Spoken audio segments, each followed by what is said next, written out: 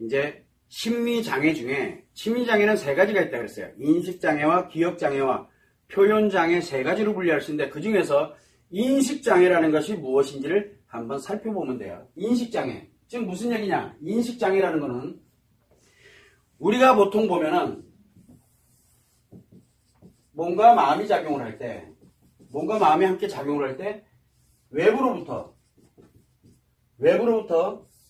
마음으로 들어오는 단계를 우리는 뭐라 하면 인식한다라고 표현합니다. 그리고 인식이라는 말과 함께 여러분들이 심리학에서 많이 쓰는 용어들이 있어요.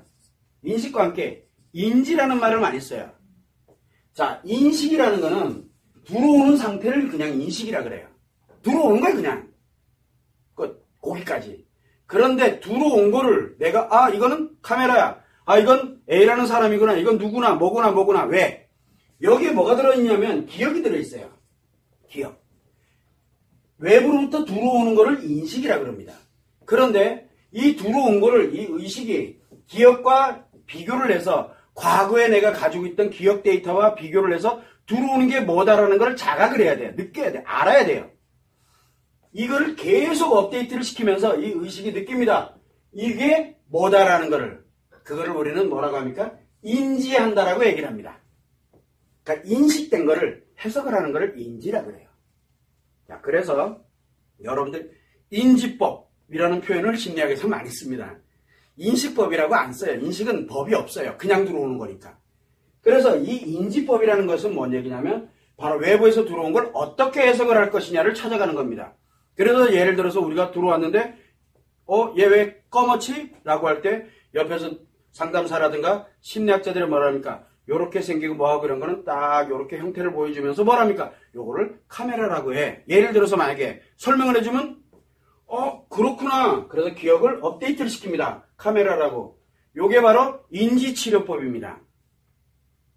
그래서 그 사람이 가지고 있던 기억들을 기억의 데이터, 즉 지식의 데이터가 됐던 경험에 관련되는 것이 됐던 그것을 일부 조종해 주는 것을 우리는 인지법이라고 표현을 많이 합니다. 즉 들어오는 걸 가지고서 왜곡되고 잘못되어 있는 것을 올바르게 잡아주는 것을 얘기를 해요. 이해하시나요? 그래서 그거를 우리는 인지법이라고 얘기하는데 왜 하필이면 외부로부터 들어오는 걸 인식장애라는 인지장애라고 하지 않고 왜 인식장애라고 했느냐? 맞아요. 인지장애 같은 경우는 기억에 들어온 거를 외부에서 들어온 거를 이 기억이 해석을 못합니다. 해석을 못해서 어딘가에서 배워가지고 어딘가로부터 그거를 원리를 또는 방법을 또는 여러 가지 사안들에 대한 지식들을 배워서 원래 기억으로 만들어서 들어오는 거를 정확하게 인식을 정확하게 할 수 있도록 만들어주는 거 그걸 인지법이라고 그래요. 그러면 태어날 때부터 그러면 인지장애네? 어차피 기억이 없잖아요. 그래서 이 인지장애라는 말을 쓰게 되면은 인지치료법과 인지장애라는 말을 쓰게 되면 태어나서부터 죽는 날까지 인지장애라고 표현을 해야 돼요. 저는 새로운 걸 보게 되면 그게 뭔지를 몰라요. 새로운 걸 보면 몰라요. 그러면 뭘 해야 돼요? 치료받으러 가야죠. 나 모르니까. 그건 아니잖아요. 여러분들은 알고 있는데 저는 모르고 있어. 잘못됐나요? 그건 아니고 나는 그거 접해본 적이 없어서 모르는 것뿐이야. 그런데 그거 모른다고 너 심리장애야. 잃어버리게 되는 것밖에 안 된다는 얘기예요. 그래서 인지에 관련되는 말을 쓰면은 안 되는 거예요. 이거는 장애라는 표현을 쓰면 안 돼. 지식을 쌓으면 돼요. 그거는 누군가로부터 전문가로부터 그거는 배우면 돼요. 그래서 인지는 장애로 쓰진 않습니다. 이거는 공부하면 되니까 알면 돼요. 자, 문제는 이 인식장애인데 아까도 설명을 드렸지만 인식이라는 거는 여기가 뭐를 통해서 들어옵니까? 마음으로. 감각기관을 통해서 들어옵니다. 감각기관 아시죠? 우리의 시각, 그 다음에 청각도 있고 촉각도 있고 후각도 있고 미각도 있어요. 5개의 감각기관을 통해서 외부로부터 정보가 계속 마음속으로 계속 유입 들어옵니다. 지금 이 순간도. 잠자는 순간에서도 계속 들어옵니다. 끊임없이 계속 들어와요. 내가 들어오기 싫다 그래서 들어와지지 않느냐? 아니에요. 여러분들 지금 눈 부릅뜨고 지금부터 보이지 마라. 한번 노력해보세요. 보이지 말라고 빡빡 우겨봐 한번. 제가 안 보일 거예요 그러면. 그죠? 안 보이나? 보여요. 보이는 걸 어떻게 하라고 나보고. 왜? 그냥 들어오는 거예요 여기는. 여기는 그냥 들어와요. 그냥 들어옵니다. 들어왔는데 외부에 들어와 있는 이것이 의식에 들어와서 사실은 기억하고 업데이트를 하면서 의식이 작용을 하면서 뭘 합니까? 인지를 해서 자각을 하고 느끼도록 그렇게 만들어져 있어요. 그런데 들어오는데 이놈이 오작동을 일으키는 거예요. 오작동을. 원래는 괜찮은 거였어요. 원래는 굉장히 좋은 것들이었어요. 여러분들이 이렇게 볼 때 옛날에 이쁘네, 멋있네, 괜찮네, 사람들이랑 같이 웃고 얘기하고 너무 좋았어요. 좋았는데 어느 날 저 사람이 웃고 있는데 내가 막 너무 힘들어. 스트레스를 받아요. 왜 웃지? 날 비웃나? 근데 저 사람도 웃고 있네? 화가 막 나는 거예요. 나 돌아버리겠는 거야. 그게 뭡니까? 들어오는 게 뭔가가 좀 잘못 왜곡돼 버리는 거예요. 어디에서? 받아들이는 요 단계에서 뭔가 문제가 기억하고는 관계없이 뭔가 문제가 발생한 거예요. 이거는 그냥 들어오는데 얘가 문제가 발생을 해버린 거예요.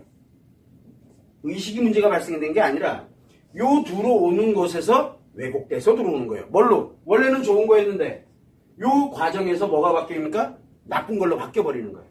원래는 괜찮았는데. 근데 원래는 나빴어.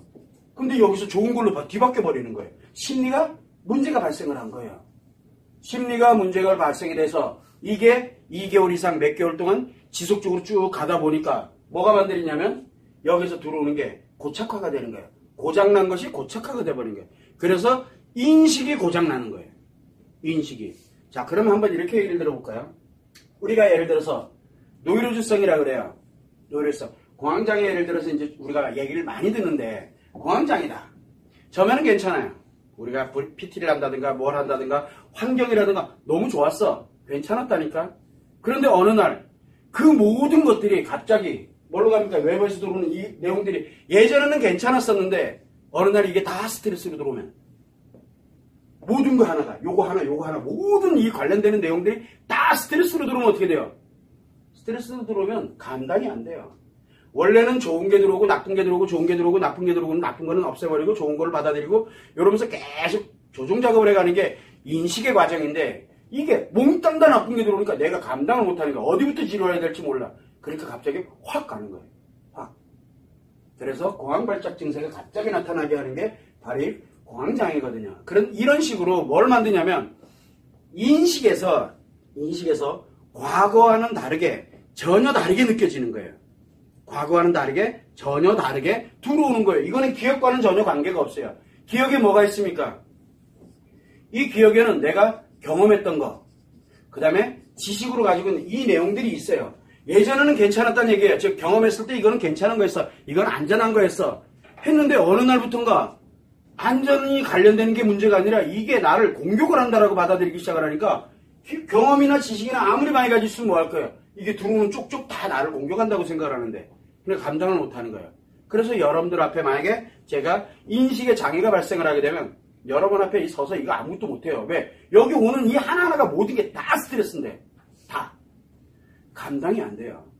바로 그런 과정으로 들어가는 게 인식장애예요. 그래서 인식장애는 이 기억과는 관계없이 외부에서 들어오는 것이 외부에서 마음으로 들어가는 단계에서 고장을 일으킨 거예요. 그걸 우리는 인식장애라, 인지장애라고 하질 않습니다.